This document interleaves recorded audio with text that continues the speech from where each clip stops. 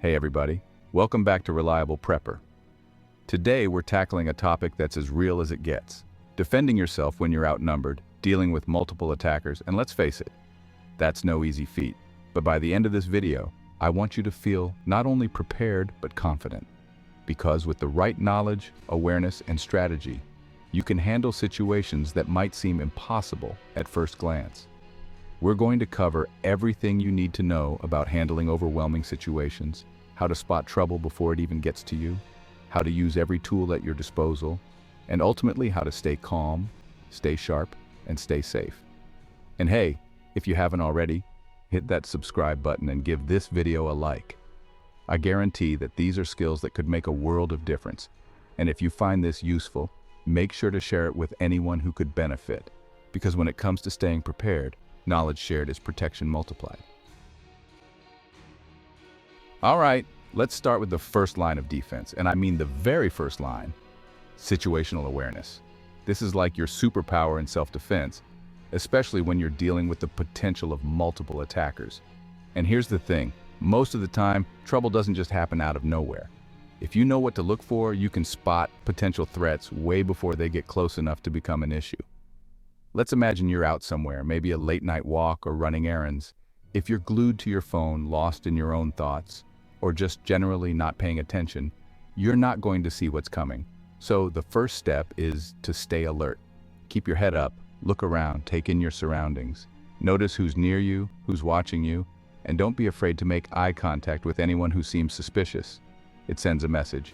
I see you, I'm aware, and I'm not an easy target. Body language is huge too. People looking for trouble tend to telegraph their intentions, even if it's subtle. Maybe they're angling toward you. Maybe they're trying to close the distance in a way that feels unnatural. Or maybe you catch a few of them exchanging glances. These are cues, and they're your early warning system. Recognizing these little things can give you an advantage because it lets you react before they're right on top of you. It might mean crossing the street, changing direction, or even going somewhere with more people around to avoid getting cornered. Now I know this seems simple, but it's so easy to fall into the trap of ignoring our instincts. That gut feeling, trust it. We often pick up on things subconsciously before we even realize it, and that off feeling is your mind noticing something that doesn't add up. If something feels wrong, pay attention to it. Awareness alone is often enough to keep you out of a dangerous situation. And remember, attackers are often looking for the easiest target. Don't make it easy for them.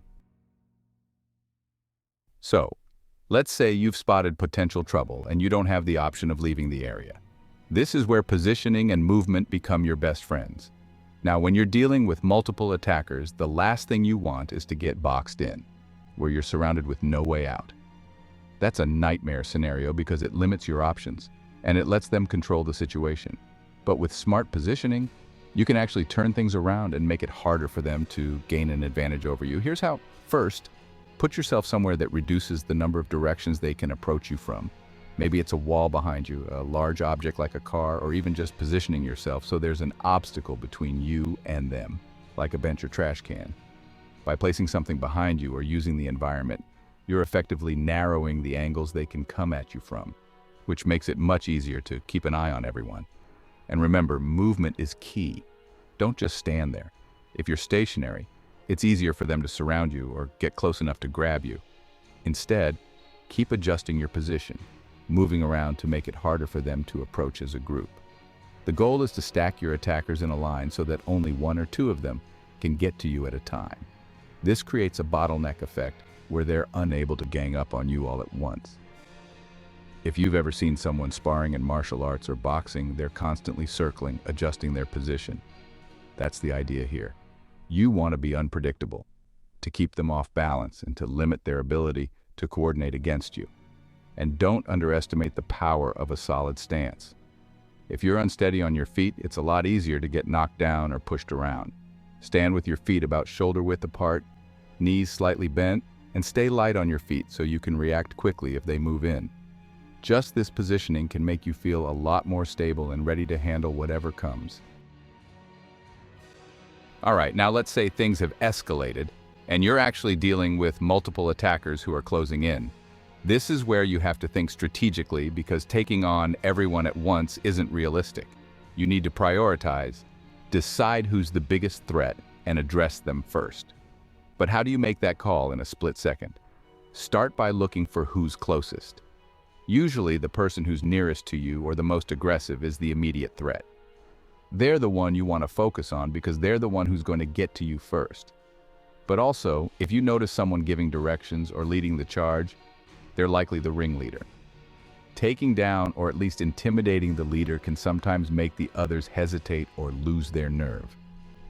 When you engage the first person, don't think of it as a fight to win. Instead, think of it as a way to create an opportunity, a moment to keep others back and make them reconsider. This isn't the time for drawn-out exchanges. You want quick, effective strikes that will disorient them, buy you time, and ideally make them think twice about continuing. If you're forced to engage someone, focus on areas that are vulnerable and accessible, like the knees, throat, or face. A quick strike to one of these areas can be enough to slow them down and make them back off. And here's the thing. When they see that you're not an easy target, that you're fighting back effectively, it can really shake up their confidence. Multiple attackers often rely on numbers to intimidate and overwhelm their target. So if you disrupt that sense of unity, you're already gaining the upper hand. Now, let's get into some practical defense techniques. You don't need to be a black belt to handle yourself in a situation like this, but there are a few key moves that are simple, effective, and don't require a ton of strength or skill. The goal here is to keep it basic and efficient, no flashy stuff, just moves that will get the job done. One of the best things you can do is to create distance. When someone's too close, things can get dangerous really fast. A simple push to the chest or even a shove to their shoulder can buy you a second or two to get some space. If they're within arm's reach, a quick kick to their knee or shin can cause them to stumble, giving you that precious time to readjust. Footwork is essential here. Stay light on your feet and keep moving.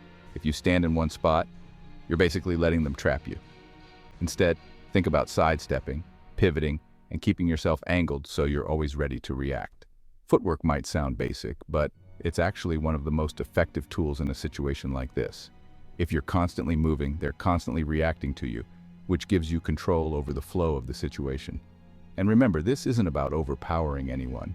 In a multiple attacker scenario, trying to outmuscle everyone just isn't going to work. Instead, think about quick strikes to vulnerable areas. A jab to the throat, a quick kick to the knee, or even going for their eyes in extreme situations. These aren't fighting moves, they're survival moves.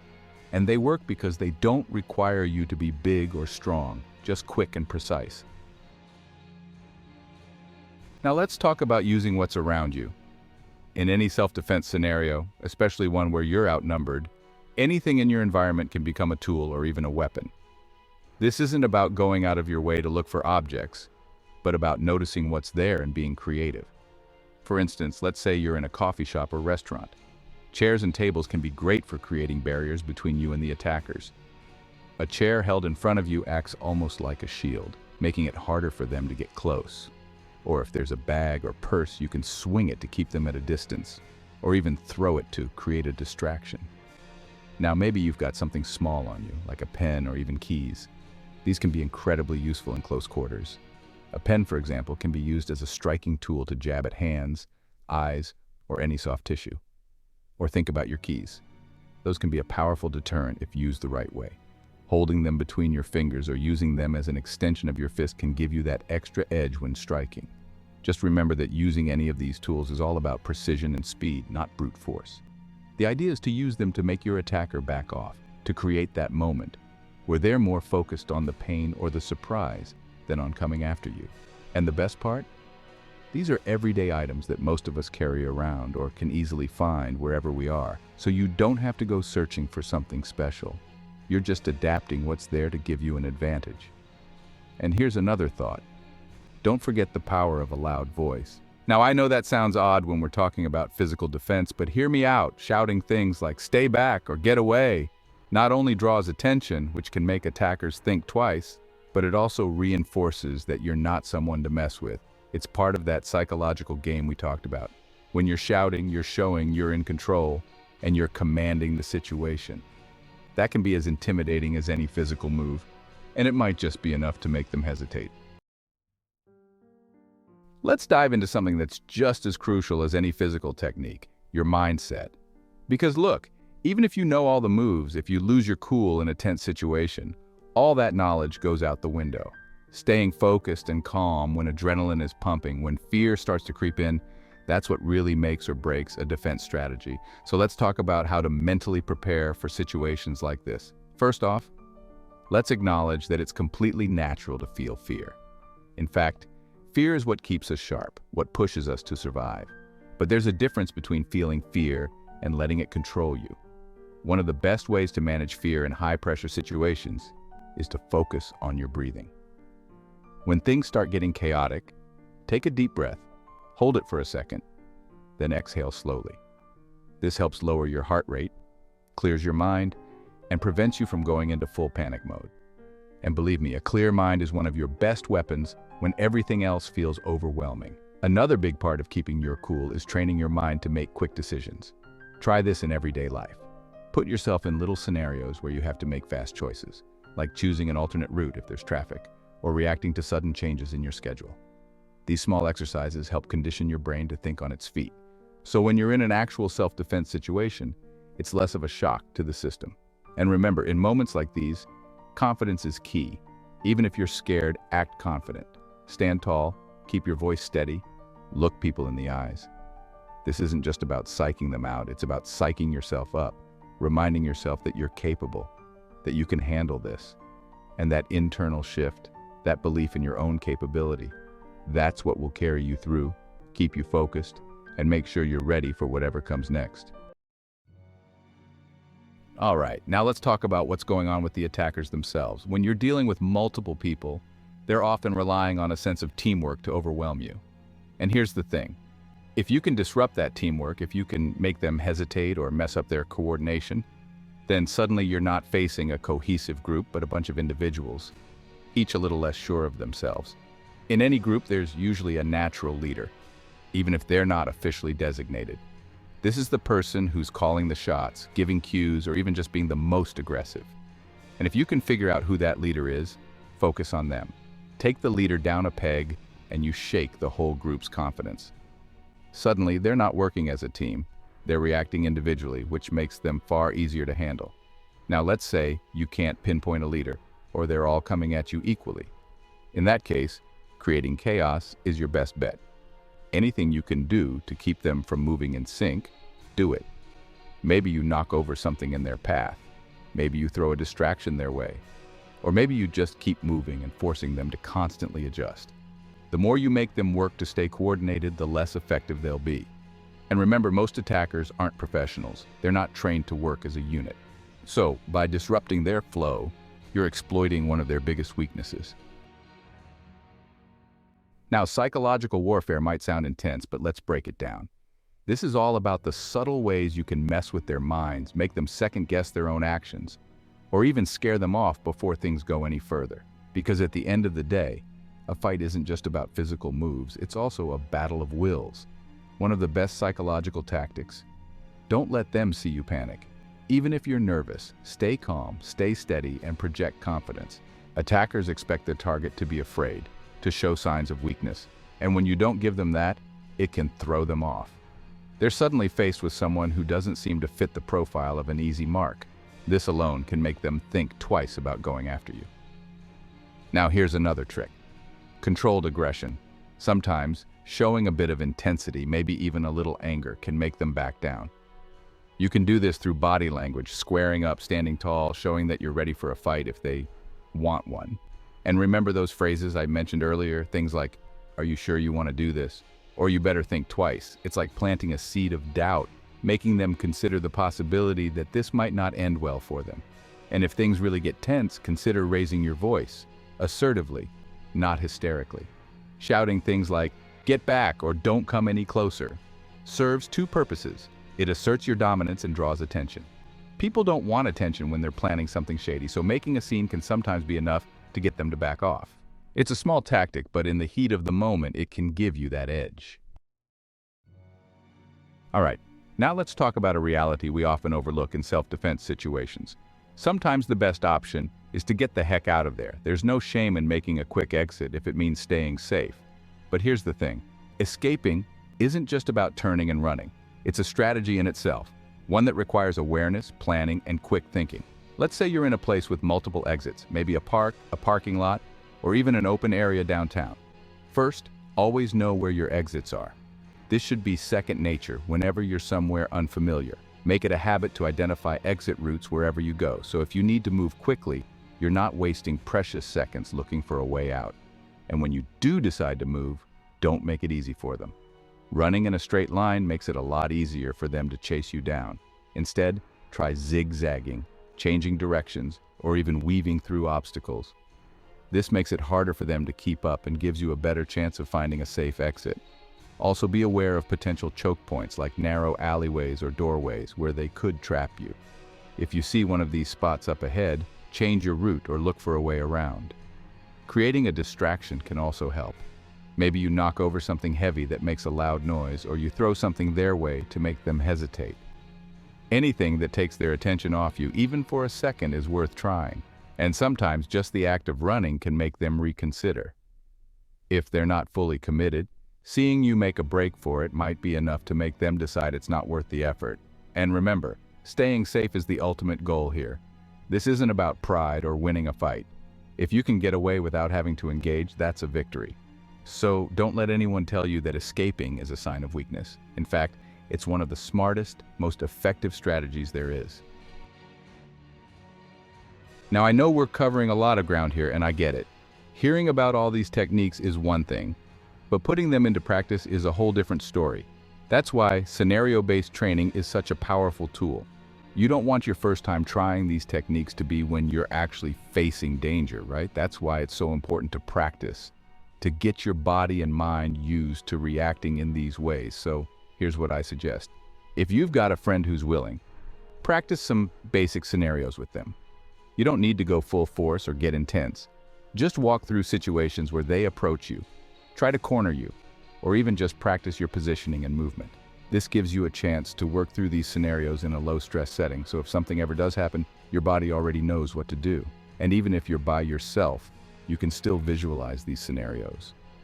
Visualization is a powerful tool. It's not just about imagining what you would do, but actually rehearsing each move in your mind so your body and brain start to build a kind of muscle memory. Picture yourself in different places, maybe a crowded bar, a dimly lit street, or even an elevator. Think through where you'd stand, how you'd react, and what objects around you could become useful. Walk yourself through the steps, mentally rehearse your movements, and imagine each decision you'd make. This isn't just daydreaming, it's training your brain to be ready. And when it comes to scenario-based training, repetition is key. The more you practice, even mentally, the more natural these reactions will feel. It's like anything else. When you're learning a new skill, you've got to put in the hours. This is no different. By training yourself to respond quickly and effectively, you're building confidence and making these reactions second nature. So if the time ever comes, you're not overthinking, you're just doing. Also, consider taking a self-defense class that specifically covers real-life scenarios. Some classes even use padded suits or have instructors play the role of attackers in controlled settings. It's as close to a real situation as you can get without actual danger, and it gives you a safe space to test your techniques, work on your reactions, and get valuable feedback. These classes can be incredibly empowering, and they're a great way to sharpen those skills you've been working on. And here's another benefit. Going through scenarios builds resilience, because let's face it, when we're faced with fear, stress, and danger, it's easy to freeze. But by mentally and physically putting yourself through these situations in a safe setting, you're training your brain to stay active, to keep thinking, and to make decisions under pressure. This kind of resilience is what separates those who panic from those who stay calm, adapt, and survive. All right, that's our deep dive into handling multiple attackers. I know we covered a lot, and this can seem like a heavy topic. But here's the thing. Having this knowledge, this skill set, can make all the difference if you're ever in a high-stakes situation. It's not about living in fear. It's about being prepared, about having the confidence to know that you can protect yourself and your loved ones if the need arises. So let's recap a bit here. We started with the basics: situational awareness, noticing the signs of potential threats, and trusting your instincts. We covered positioning and movement, where you're using your surroundings to your advantage, keeping yourself out of those box-in situations where you'd be overwhelmed. We talked about prioritizing your targets, engaging strategically, and making sure each move you make has a purpose, whether it's creating distance or causing enough hesitation to make an escape.